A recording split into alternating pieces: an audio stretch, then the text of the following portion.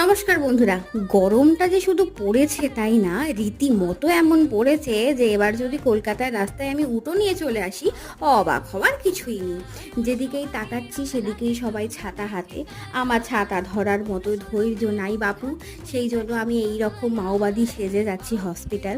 নববর্ষে এসো হে বৈশাখ করে করে এমন অবস্থা করলো যে 8:30-9টার সময় কলকাতার এরকম চাঁদি ফাটা রোদ।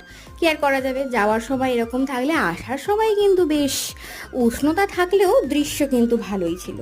তো আজকে ফিরে গিয়ে একটু রান্না বান্না করার ইচ্ছে আছে, তাই গিয়েই সেই কাজে লেগে পড়লাম। একটু চিকেন করছিলাম ইউটিউব দেখে। তো সেই চিকেনটা করার পর আরও কিছু করেছিলাম, সেটা হচ্ছে একটু পোলাও আর একটু মাটন রান্না করেছিলাম। এইভাবে আমরা নববর্ষ মানে পোস্ট নববর্ষ পালন করছিলাম। ব্যাস, প্রচণ্ড গরম, সবাই সাবধানে থেকো। টাটা।